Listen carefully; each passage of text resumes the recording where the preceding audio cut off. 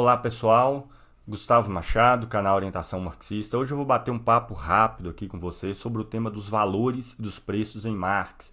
É um tema que, embora seja teórico, ele está bastante presente em todas as discussões que envolvem Marx e marxismo na internet, envolvendo inclusive as outras concepções, principalmente os liberais, que adoram ficar assim, como pela teoria do valor se explica o preço disso, daquilo, de um vinho não sei o que das quantas, do quadro da Mona Lisa. Então nós vamos bater um papo hoje para acabar com essa querela, né, que só demonstra normalmente a ignorância das pessoas que estão discutindo. É absolutamente normal, tá? Essa ignorância é absolutamente normal para as pessoas que estão aprendendo o tema. Normal, sejam marxistas ou não.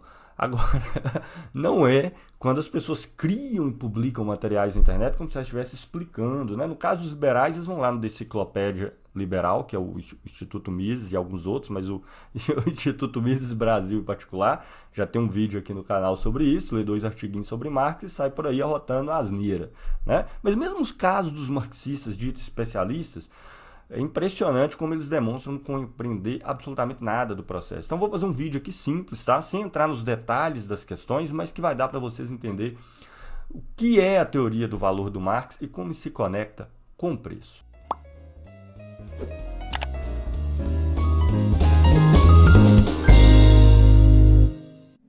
Sempre que eu faço um vídeo aqui no canal para tratar da teoria do valor em Marx ou analisar alguns preços de mercado, algumas empresas, surge sempre um monte de comentários embaixo. Como a teoria do valor explica o preço disso, como a teoria do valor explica o preço daquilo, do quadro da Mona Lisa, dos vinhos não sei lá o que das quantas, dos artigos de luxo, dos ovos de Páscoa, apareceu recentemente. E eu vou gravar esse vídeo então para fazer algumas considerações sobre essa questão. Claro que alguns meandros, alguns detalhes só vão aparecer no contexto do curso sobre o capital que nós fazemos aqui no canal, que é onde fizemos a análise pormenorizada, capítulo a capítulo, do Capital de Marx inteiro. Inclusive o próximo capítulo já está sendo construído.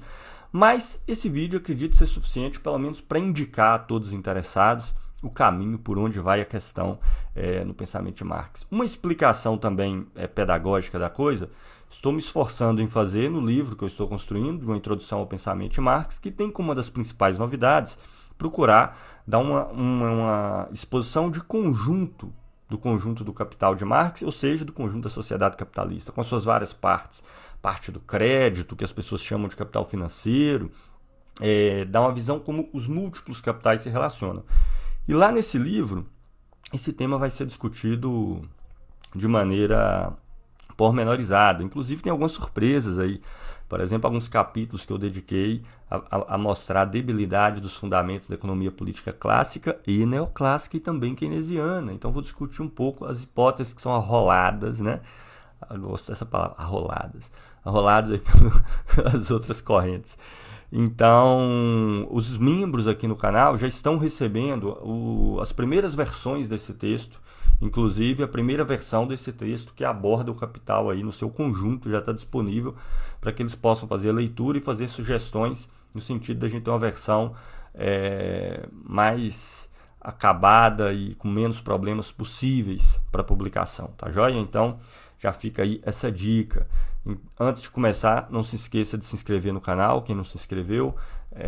E ao final do vídeo, se gostou, dá o like, se não dá o dislike, comenta embaixo. Aqui nesse canal eu não deleto comentário nenhum, tá? O comentário é de responsabilidade de quem comenta. Então eu até tenho interesse em ver as posições, mesmo quando a pessoa aparece para xingar e tudo mais. Mas que curiosamente no canal Orientação Marxista está longe de ser dominante. Porque aqui é claramente um canal que tem uma proposta para quem quer discutir a fundo os problemas, concordando ou não, tá? Então, algumas considerações sobre a questão do valor e preço. A primeira delas, que é importante, é que às vezes as pessoas ficam irritadas com certas elaborações de Marx do funcionamento, da dinâmica, da fisiologia interna do modo de produção capitalista, porque tem a impressão que certas análises são certos remindos, ou seria certas exceções, não é um sistema tão bonitinho, tão simétrico, onde eu tenho aqui um conjuntinho de fórmulas, um conjuntinho de relações que explica tudo, e não é mesmo, tá? Não é porque o capitalismo não é assim. Se eu criar uma análise teórica de um sistema que é por natureza assimétrico, o caos ambulante, onde nada está garantido, onde tudo é inseguro, e eu criar um sisteminha perfeito para expressar isso, esse sisteminha não está expressando essa realidade. Tá? Então, o capital de Marx é difícil porque o capitalismo é difícil. E várias partes são confusas, não porque a exposição teórica está confusa, é porque a forma de organização social mesma é confusa. Então, esse é o primeiro aspecto que eu queria chamar a atenção aqui para vocês. O segundo, que me causa muita irritação, né? Muita irritação mesmo. Quando você vê marxistas, inclusive acadêmicos, estudiosos, recebem para fazer essas coisas e fica lá expondo a teoria do valor de Marx e dos preços, assim, a teoria do valor, o valor é como se fosse a gravidade do qual as coisas orbitam. As coisas oscilam em torno, como se a mercadoria tivesse ali imaterialmente um espírito chamado valor, né? E que aí os preços ficassem ali oscilando em torno daquilo. Cara, essa explicação é patética, tá? Patética, ridícula. Ridícula. Toda vez que escutarem isso, seja por que autor for, ignorem completamente. Não existe centro de gravidade nenhum. De fato, nós vamos ver que os valores regulam os preços, mas os preços fazem parte da teoria do valor, é componente interna da teoria do valor. Não existe teoria do valor sem preço. A teoria do valor é a dinâmica da produção e distribuição de mercadorias no capitalismo. Não é uma teoria de uma força mística interna que todo produto do trabalho tem em toda e qualquer forma de sociedade. Como se tivesse um valor interno pelo simples fato de que foi produto do trabalho. Não é verdade. Tá? O valor é o regulador da sociedade capitalista, que pode aparecer de forma acidental em sociedades onde a troca de mercadorias é apenas uma fração do que é produzido e não toda a produção é voltada para o mercado. Isso é assim na forma mercadoria. Na sociedade socialista não tem teoria do valor. Tá? Não quer dizer que as coisas não possam ser valoradas de algum modo, e nós vamos discutir sobre isso. As pessoas têm pedido muito vídeo sobre o socialismo. Não quer dizer que no socialismo as coisas não possam ser valoradas, não possam ser de alguma forma mensuradas, que não possa existir nenhuma unidade de conta, mas no socialismo não existe lei do valor e nem dinheiro no seu sentido determinado do capitalismo. Vamos deixar isso aí para outro momento, mas então é importante fazer essa consideração. Outra consideração importante, antes de entrar no tema propriamente dito, é que boa parte das discussões que tem sobre esse tema é pura incompreensão do processo produtivo. O cara chega lá, ele vê o preço de um carro de luxo que está, sei lá, R$1 milhão, e na cabeça dele, que não conhece o processo produtivo, aquela coisa não pode ter exigido tantas vezes assim mais esforço na sua produção e distribuição como um carro popular. E ele está terminantemente enganado. Exigiu sim. Então a pessoa usa a sua ignorância como argumento. E para isso tem um vídeo já feito aqui no canal, que é o episódio 82, tá? Valor subjetivo ou objetivo, artigos de luxo e grife. O episódio 82 eu discuto essa questão pegando várias empresas de grife, de luxo, mostrando que, se fosse verdade que o esforço para produzir esses artigos de luxo tinha custado muito menos na proporção do que os artigos ordinários que a gente compra, elas teriam taxas de lucro muito maiores e elas não têm taxas de lucro muito maiores. Surgiu uma recentemente sobre os ovos de Páscoa, é a mesma coisa. O cara vê lá o ovo de Páscoa no supermercado, ele vê o peso da quantidade de chocolate e acha que para fazer aquele negócio naquele formato, daquele jeito, é a mesma coisa que produzir barra de chocolate, só varia o peso. Então é pura ignorância do processo produtivo, tá? Então eu nem vou entrar aqui nesse tema, já está nesse outro vídeo, episódio 82 do canal. Então agora vamos ao tema propriamente dito, tá? As pessoas que falam assim, o valor como se fosse uma coisa mística, metafísica, interna à mercadoria regulando o preço, não entenderam a própria teoria do valor de Marx. É assim que está na grande maioria dos materiais que tratam do tema, feito por marxistas, supostamente especialistas.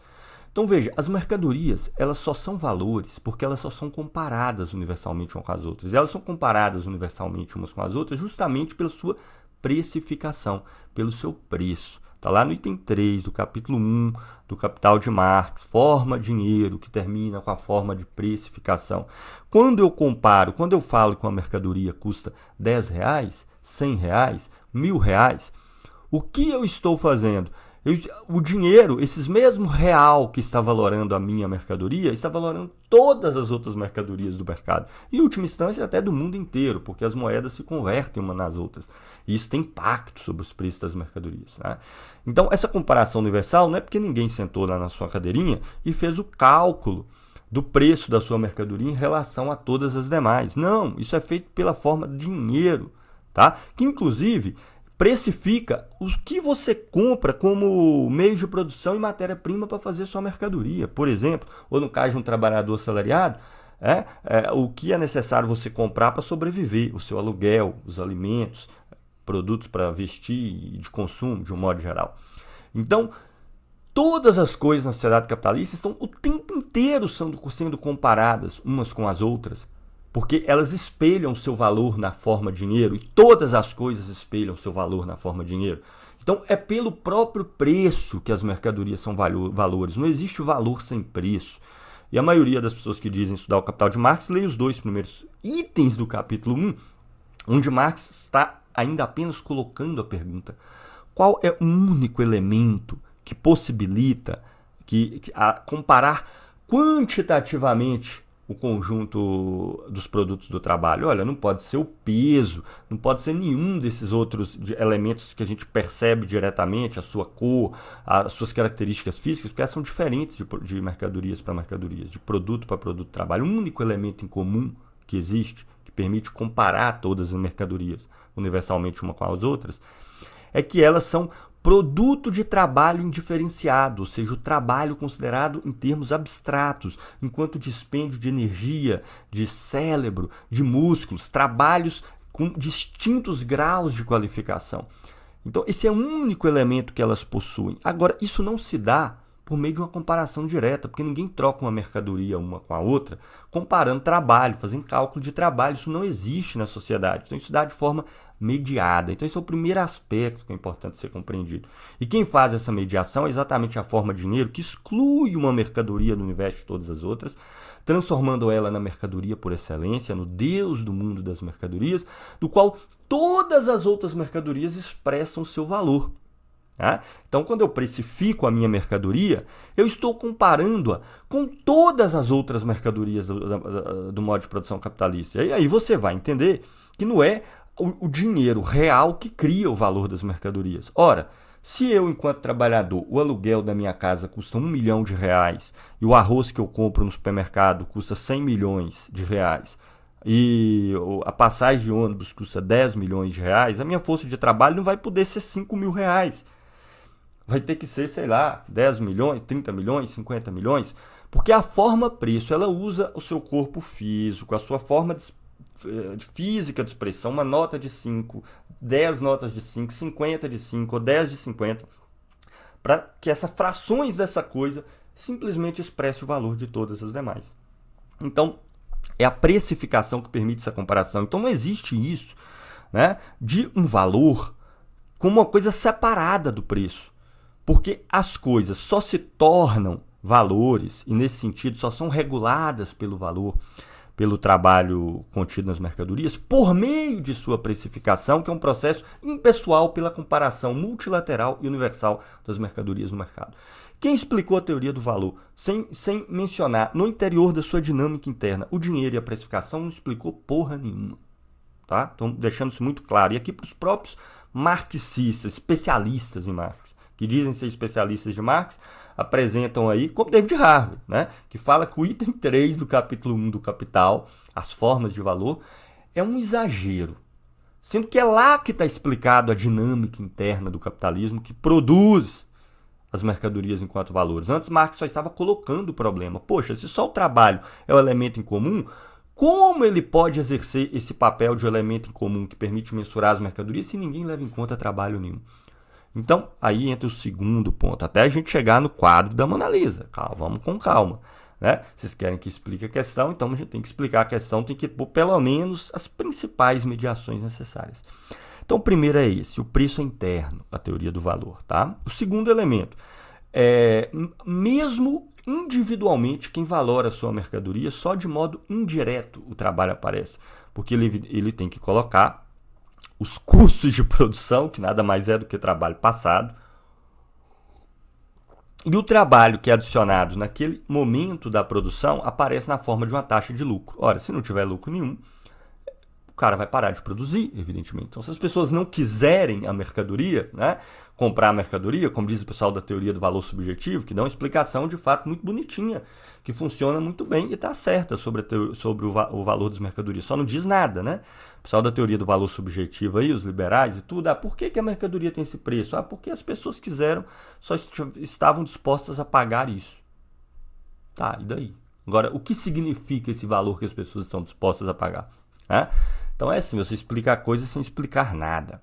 Mas então, como que se dá essa mensuração indireta pelo trabalho dentro de cada unidade? É porque pela regulação, pela taxa de lucro. Quem tiver uma taxa de lucro nenhuma, negativa ou muito baixa, abaixo da média do mercado, vai parar de produzir porque não compensa mais.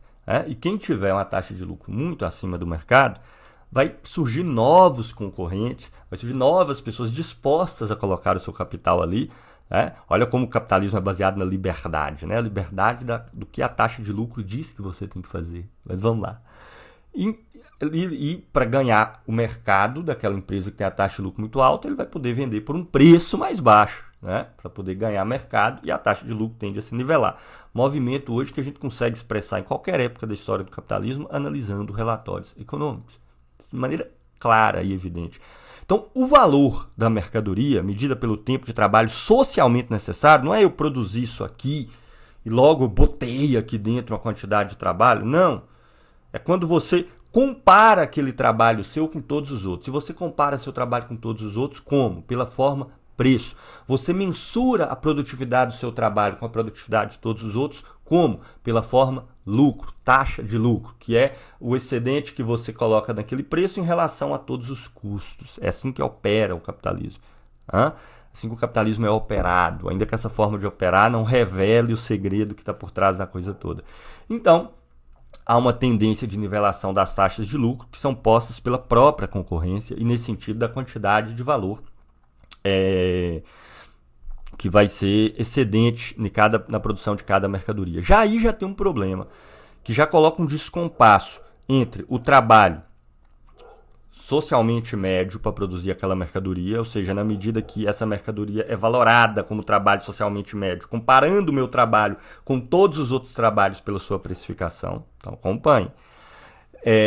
Já vai ter aí um desnível entre o preço e o valor, e esse valor socialmente médio, porque nem todo o trabalho de toda empresa tem, pela quantidade de trabalho que é incorporado, exatamente a mesma taxa de lucro, porque os custos do trabalhador que produziu o valor novo e o restante do capital, eles vão ter dimensões diferentes de empresa para empresa, que é o que Marx vai chamar tecnicamente de composição orgânica de capital. Então, por exemplo, uma empresa que 90% do custo dela, do valor do produto, é dado por máquinas e matérias-primas, tem uma composição orgânica de capital mais alta do que uma mercadoria do setor de serviços, por exemplo, que 30% vai ser máquinas e matérias-primas. Então, esses setores, como de serviços, ou mesmo o setor industrial com menor composição, vai ter mais valor adicionado lá na ponta que produz o produto para ser colocado no mercado, para ser consumido, porque menos custos com máquinas e equipamentos e matérias-primas e mais valor adicionado pelos trabalhadores. Isso vai gerar taxas de lucro potencialmente diferentes. Não vou entrar em detalhes sobre isso aqui, é só para colocar a questão. Mas vai ter uma distribuição já então de valores entre os múltiplos capitais de modo a nivelar a taxa de lucro. Sei que pode ter ficado confuso, porque esse tema é tema para ser analisado em detalhes aqui em outro momento, vai estar no meu livro também. Mas ele não é tão importante assim para a gente discutir o quadro da Mona Lisa. Eu só estou mencionando isso para vocês entenderem o seguinte. Primeiro, há uma comparação entre todas as mercadorias, que o próprio preço permite essa comparação, que na medida que eu precifico uma mercadoria, todos os produtores da sociedade capitalista também precificam na mesma forma de dinheiro. Então vai estar dado uma comparação universal. 2, eu posso analisar a proporção entre os trabalhos das diversas mercadorias por meio da minha taxa de lucro. E já aí vai ter uma transferência de valores de setores para setor, de modo a nivelar a taxa de lucro, que é um tema que eu vou discutir em outro momento. Mas é só para vocês verem que por meio da taxa de lucro, essa precificação não é arbitrária, não é uma coisa que eu invento da minha cabeça. Porque eu tenho a taxa de lucro média de mercado, se eu não consigo fabricar o meu produto por ela e o concorrente consegue, então eu vou sair fora do mercado e vai ficar só meu concorrente, exceto se eu conseguir fazer isso. Significa que ele tem um trabalho mais produtivo que o meu, porque ele produz a mesma mercadoria por um preço mais baixo que o meu. E o caso onde tem taxas de lucro muito elevadas vai atrair concorrentes, tendendo a baixar a taxa média de lucro do mesmo jeito. Então a taxa de lucro, se a precificação é o regulador universal, que compara todas as mercadorias umas com as outras, a taxa de lucro é o regulador que permite associar cada produto em particular a produtividade, que permite vincular o elemento produtividade de cada produto em particular em comparação com a produtividade os demais produtos. E que é produtividade? É a produtividade do trabalho para fazer a mercadoria. Estão me acompanhando? Então, vamos lá. Por que então certas mercadorias podem ter valores muito elevados? Como o quadro da Mona Lisa, vamos supor que, sei lá, pode ser vendido, acho que os franceses nem vendem, mas se vender vai ser, sei lá, 500 milhões de dólares, sei lá quantos bilhões. Hoje deve ser bilhões. Como que isso é possível, né? Se o caso do quadro da Mona Lisa, certamente não teve um trabalho para produzi-lo de bilhões, e realmente não. Ainda que possamos falar que é um trabalho muito qualificado, né? Leonardo da Vinci e tudo mais.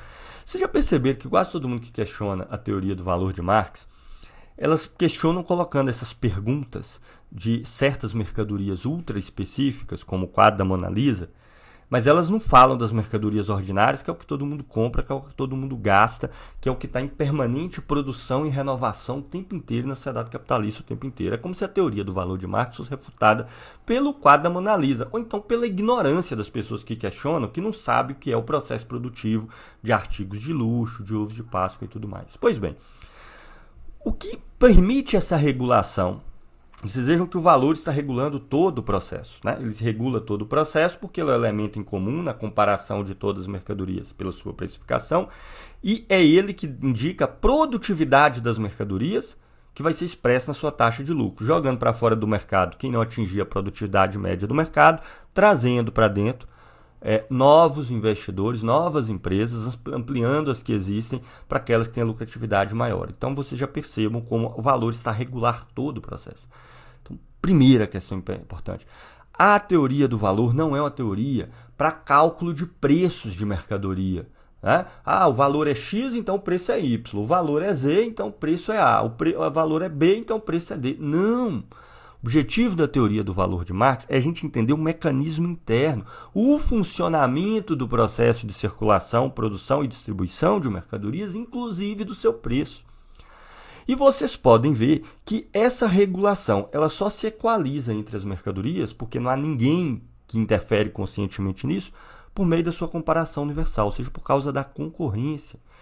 Então é evidente, meus caros, que as mercadorias que não têm concorrentes, quer seja porque uma empresa hegemoniza 100% do mercado, ou uma mercadoria exclusiva que ninguém tem, a pessoa pode vender essa mercadoria pelo preço que ela quiser até o ponto em que ela acha um comprador. Pelo preço que ela quiser até o ponto que ela acha um comprador. Ainda assim, só a teoria do valor, que não é uma teoria para determinar preços individuais de mercadoria, explica o que está acontecendo. Porque no final das contas, o que é o quadro da Mona Lisa? Vale 4 bilhões, 5 bilhões, vamos supor, de dólar. Estou chutando aqui, 5 bilhões de dólar. Os franceses vão vender o quadro. Vão vender por 5 bilhões, por 15, por 500 que seja. O que significa esses 500 bilhões? O que significa esses 5 bilhões? O que significa esses 10 bilhões? Que quantidade de riqueza isso expressa? Nesse caso, quem compra o quadro da Mona Lisa, para ter posse daquela mercadoria exclusiva, que só existe aquela peça, ou outras que só existe um conjunto limitado de peças, está se dispondo a transferir para os proprietários desse quadro uma quantidade enorme de riqueza, que só a teoria do valor pode explicar que magnitude é essa, para poder ter acesso àquela mercadoria exclusiva. Então, evidentemente que essa sociedade, que só a concorrência pode equalizar as coisas, ali onde não há concorrência, eu posso vender pelo preço que eu quiser, até o ponto onde alguém está disposto a pagar por aquele valor. Mas ainda assim, só a teoria de valor me diz que preço é esse que quantidade de valores e de riqueza são essas que alguém está disposto a transferir para ter acesso àquela mercadoria exclusiva. Observem que isso é tão importante e faz tanto parte da lógica interna do capital, que no caso, por exemplo, de setores que hegemonizam completamente o mercado, eles podem elevar o preço da sua mercadoria até o ponto em que ainda encontra compradores. E quando eles fazem isso, o que eles estão fazendo? Nada mais, nada menos do que, ao vender aquela mercadoria por um preço, ou seja, por uma proporção que expressa uma quantidade de valor maior do que o que foi necessário para produzi-la e trocá-las por outras, o que eles estão fazendo é transferindo valores de todo o restante do sistema produtivo para aquela empresa. Percebem isso? E a teoria do valor nos permite compreender isso. Ela permite compreender que qualquer mercadoria que é produto de monopólio, que os preços são subidos artificialmente e que as pessoas têm que pagar porque não tem nenhum outro que produz, o que está acontecendo é transferência do valor de todos os outros setores produtivos para aquele. Por isso que um setor que não tem nada a ver com a produção de um determinado item, que é produto de monopólio, fica tão irritado com o monopólio, porque ao ter uma mercadoria sendo vendida por um preço muito elevado no mercado, por um monopólio absoluto de uma determinada empresa, todos os outros setores estão perdendo por causa disso. E para aumentar a taxa de lucro daquele setor, a taxa de lucro de todos os outros estão sendo reduzidas. Por isso que o capitalismo precisa da concorrência. Veja, ele tem a tendência de ser monopolista, porque o tamanho do capital joga um peso sempre maior na concorrência, mas ele tem a necessidade de ser também, de ter algum grau mínimo de concorrência, senão não tem regulador nenhum, porque o capitalismo é essa bosta mesmo. Por isso o Estado cria leis antimonopólio. Não porque o capitalismo não é monopolista, mas para ter pelo menos um grau mínimo de concorrência que permita com que os preços sejam regulados, os produtos sejam vendidos pelos seus valores e não haja, assim, transferência de um setor produtivo para outros. Então, sacana a coisa, percebem? Claro que essa coisa pode ser analisada sobre dois pontos de vista. Setores que hegemonizam o mercado pela razão que for, e nesse sentido podem alterar arbitrariamente o preço, ou existe o caso de mercadorias exclusivas, que são monopólio, porque é um produto, uma obra de arte de alguém, ou então ela depende de um recurso natural muito específico, que só alguém tem, pelo motivo que for. E nesse caso, quando você faz uma troca que não é uma troca de equivalentes, eu dou 5 bilhões pelo quadro da Mona Lisa, a teoria do valor nos permite entender que o que está acontecendo aí é a transferência, uma troca de não equivalentes, a transferência de riqueza de um setor para outro, de um grupo de pessoas para outro, de um investidor para outro, e não simplesmente elas estão sendo trocadas. Ah, mas eu quero uma teoria que me dá o preço exato das mercadorias, a quadro da Mona Lisa e tudo mais, e que me permite prever independente dessas oscilações. Pode procurar à vontade, essa teoria nunca vai existir porque não é assim que funciona na realidade. Tá? A teoria do valor me permite explicar todo esse processo de produção de valores, da sua distribuição, e me permite entender, inclusive, o que está acontecendo nos casos que, não havendo um único elemento que o capitalismo tem que permite que os valores sejam regulados uns em relação aos outros, a pessoa pode elevar o preço até o ponto em que ela encontra comprador. E quando isso acontece, está se transferindo riqueza e valores de um polo a outro e não simplesmente trocando. É claro isso? Então o quadro da Mona Lisa é uma exceção à lei do valor? Claro que não. A lei do valor não me diz que cada mercadoria tem que ser vendida pelos seus valores. Ela diz que os valores das mercadorias me permite entender o movimento social das mercadorias dentro da sociedade capitalista. E me permite entender, inclusive, que ali onde não há concorrência, quer ser porque o produto possa ser multiplicado, o caso da Mona Lisa, quer seja porque uma empresa dominou hegemonicamente o mercado, a teoria do valor me permite entender que uma empresa ou portador da mercadoria exclusiva vai poder elevar artificialmente seu preço e, nesse sentido, transferir riqueza e valores dos outros setores para aqueles que a possuem. Eu entendo isso pela teoria do valor. Isso é a teoria do valor. O valor não é um espírito imaterial contido no interior das mercadorias. Ele é produto da equiparação geral entre elas que me permite entender o funcionamento maluco do mercado. Ok? Então é isso. Sei que pode ter ficado alguns elementos ainda não 100% claros, como aquele da composição orgânica de capital, de certas transferências de valores que já vão acontecer na equalização da taxa de lucro e na determinação do preço, que são temas que depois nós vamos discutir com calma no custo capital do livro 3. Antes de chegar lá, já está nos trechos que eu já liberei para os membros do canal, onde eu explico essa questão da taxa de lucro e tudo mais. Mas não é tão fundamental para a gente entender o quadro da Mona Lisa, que se trata aí unicamente de uma posse exclusiva de uma mercadoria que não pode ser multiplicada, então não pode surgir concorrentes, e logo, quando eu faço essa troca, está ocorrendo uma troca de não equivalentes, e valores estão sendo transferidos de um polo a outro e não estão sendo trocados de um polo por outro. Estão sendo transferidos para ter a posse exclusiva daquela mercadoria, e é isso que acontece na realidade. Tá claro? Então, eu sei que esse vídeo tem muitos meandros, não é à toa que eu demorei para fazer um vídeo a esse respeito, porque tem vários elementos que ainda não apareceram nos nossos cursos aqui no canal. Mas vai aparecer na medida que o curso for avançando e mesmo o livro introdutório que surgir. E pode surgir muitas dúvidas, não tem problema. Coloquem aí, escrevam nos comentários do vídeo do canal. Então, saudações cruzeirenses. Aproveito aí na despedida do vídeo para dar aí os meus pêsames para quase todos os clubes da Série A no Brasil que vão continuar disputando o Campeonato Brasileiro nesse ano sem o Cruzeiro. Eu sinto muito, eu lamento, eu tô realmente um grande pesar, eu dou os meus pêsames por essa tragédia. Um grande abraço, até o próximo vídeo.